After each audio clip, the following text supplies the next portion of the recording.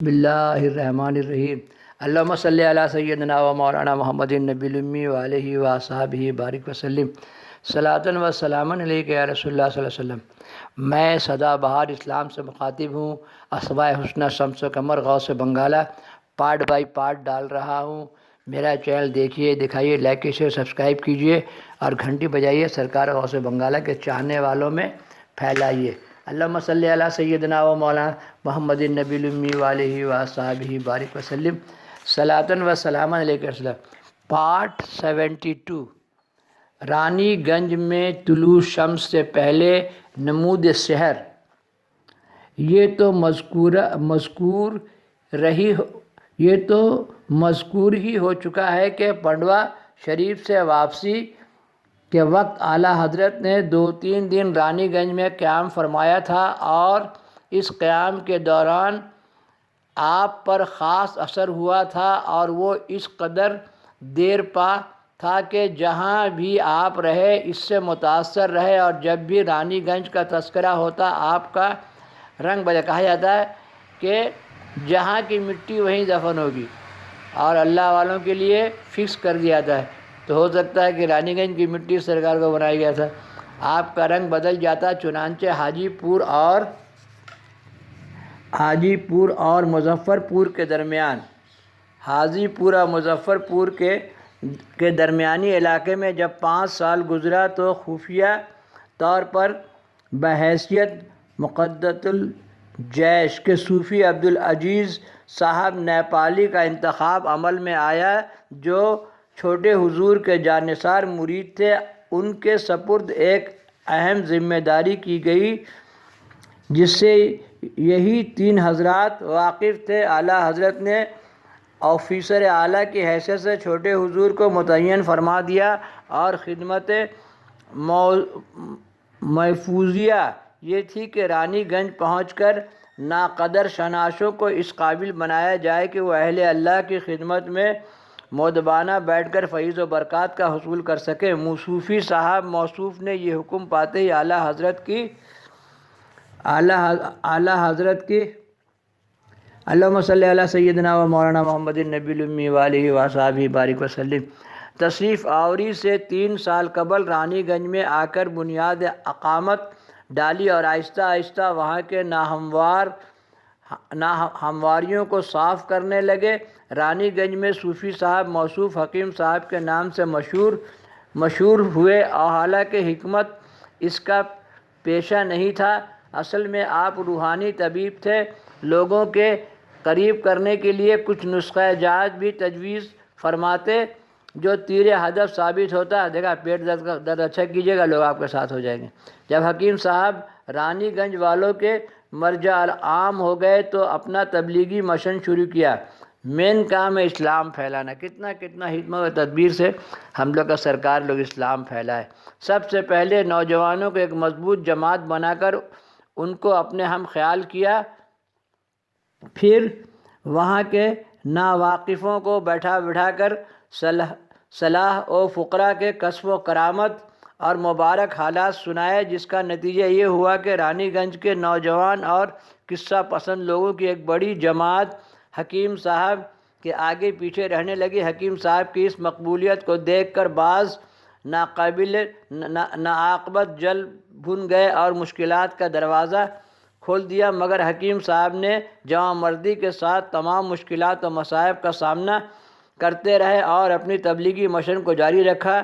جب نوجوانوں میں صلاحیت و قابلیت پیدا ہو گئی اور وہ اس لائق ہو گئے کہ فقیروں کی صحبت میں باادب بیٹھ سکے، تو حکیم صاحب نے اللہم صلی علی سیدنا و مولانا محمد النبی الامی و علیہ و اصحابہ بارک وسلم صلاۃ و سلاما علیک یا رسول اللہ اپنی مختصر کامیابی کی اطلاع اپنے آقا چھوٹے حضور کو دی۔ جب چھوٹے حضور نے یہ فرحت افزا خبر سنی تو معائنہ کے لیے پٹنہ سے نفس بنفیس رانی گنج تشریف لے آئے، لیکن اس درمیان میں جناب حکیم صاحب رانی گنج سے کہیں باہر تشریف لے گئے تاکہ چھوٹے حضور جس طرح چاہے نوجوانوں کا امتحان لے لیں۔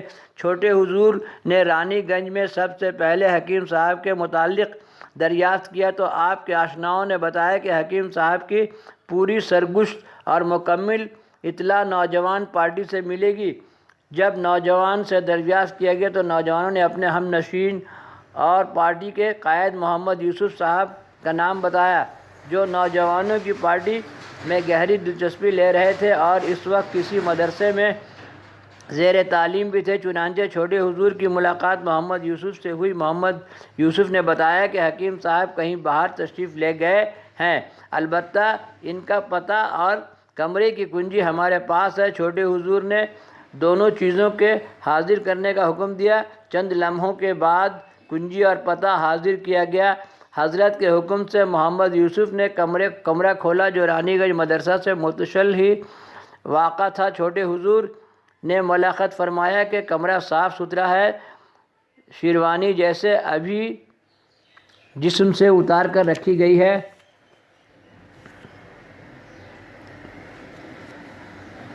اتار کر کھوٹی پر رکھی گئی ہے اور جائے نماز بھی بچھی ہوئی ہے، گویا کہ اجلت نے ابھی باہر گئے ہیں اور چند منٹ کے بعد آنے والے ہیں۔ جب پتہ مطالعہ فرمایا تو کلکتہ کا پتہ تحریر تھا۔ کمرہ بند کر دیا گیا اور حضرت تبسم فرماتے ہوئے محمد یوسف کے ساتھ اپنی قیام گاہ کی طرف لوٹے۔ راستے میں چلتے محمد یوسف سے حکیم صاحب کے مزید حالات کو دریافت فرماتے رہے۔ محمد یوسف نے کہا کہ خبر کہ یہ کون ہیں، وہ وضاحت سے حکیم صاحب کے حالات سے حضرت کو باخبر کرتے رہے۔ قیام گاہ میں پہنچ کر محمد یوسف نے شام کو آنے کے وعدے پر رخصت کی اجازت چاہی۔ حضرت نے یہ کہتے ہوئے خندہ پیشانی سے اجازت دے دی کہ شام کو ضرور آنا۔ جب محمد یوسف رخصت ہو کر مدرسہ آیا تو معلوم ہوا کہ یہیں چھوٹے حضور پٹنہ والے ہیں جو حکیم صاحب کے پیر و مرشد ہیں۔ محمد یوسف اپنی بے باکی پر بہت پشیماں ہوئے اور تلافی چاہی کہ شام کو قبل از وقت ہی جانے کی تیاری میں مصروف ہو گئے۔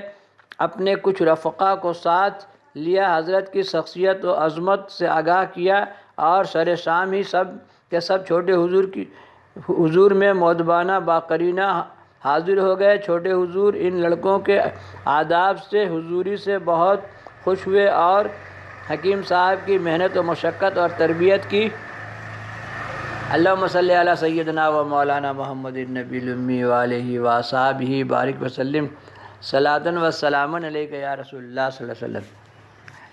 داد دیتے رہے۔ حضرت نے ہر ایک سے فرداً گفتگو کی، حالات معلوم کیے اور سب کو چائے شیرنی سے ضیافت کر کے رخصت کیا۔ یہ پہلا امتحان تھا جس میں سب کے سب کامیاب اترے اور حکیم صاحب کو اپنی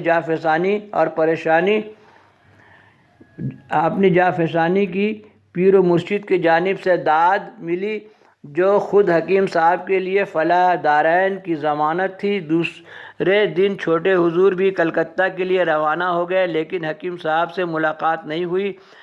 آپ کلکتہ پہنچے اور حکیم صاحب رانی گنج واپس آ گئے۔ جب حکیم صاحب نے یہاں کے حالات کے سنا تو بہت خوش ہوئے اور اپنی تبلیغی مشن کے کام کو اور تیز کر دیا۔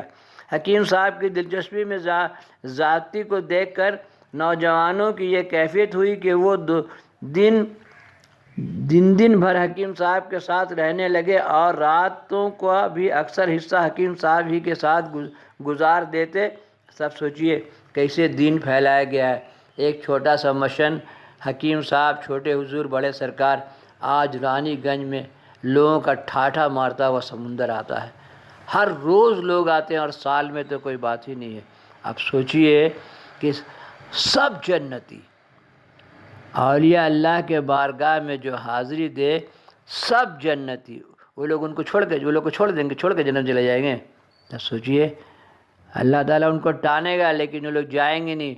میں نے اپنے نام لینے والوں کو لے کے اپنا یا خواجہ یا غوث یا شمس الدین شاہ جو بولے، ان لوگ کو لے کے یہ لوگ جنت میں جائیں گے۔ یہ کہا گیا ہے کہ ان لوگوں کو اللہ تعالیٰ زنجیروں سے ٹانے گا تو یہ جنت میں نہیں جائیں گے۔ کہیں گے یا اللہ، اب ان کا نام لینے والا مارواڑی ہے، ہندو ہے، کافر ہے، مجھ سے گناہ میں ڈوبا ہوا ہے۔ تب سوچئے کہ یہ لوگ اپنے نام لینے والوں کو لے کے جنت میں جائیں گے۔ اللہم صلی علی سیدنا و مولانا محمد النبی الامی وآلہ وصحبہ بارک وسلم صلاۃ و سلام۔ جیسا بھی ہو، جو بھی ہو، یا حسین کہے، یا علی کہے، یا خواجہ کہے، یا غوث کہے، یا اعلیٰ حضرت کہے، یہ لوگ جہنم میں جائے گا۔ بولیے سب حضرت علی کے خلیفہ ہیں، اور یہ سیدی بابا لوگ ہیں، ان کے مرید لوگ، سب کا خیمہ الگ الگ لگا ہوگا۔ اللہم صلی علی سیدنا و مولانا محمد النبی الامی وآلہ وصحبہ بارک وسلم صلاۃ و سلاما علیک یا رسول اللہ صلی اللہ علیہ وسلم۔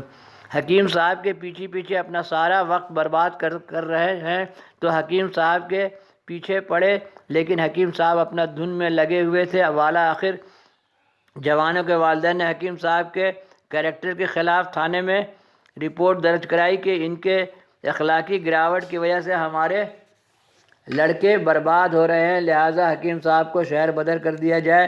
لڑکوں نے اپنے والدین کی نازیبا حرکت کی اطلاع جناب حکیم صاحب کو دی۔ حکیم صاحب نوجوانوں سے یہ سن کر جذبے میں آ گئے اور فرمانے لگے، یہ چند نفوس تو کیا، اگر تمام اہل شہر مل کر مجھے یہاں سے ایک قدم ہٹانا چاہے تو نہیں ہٹا سکے۔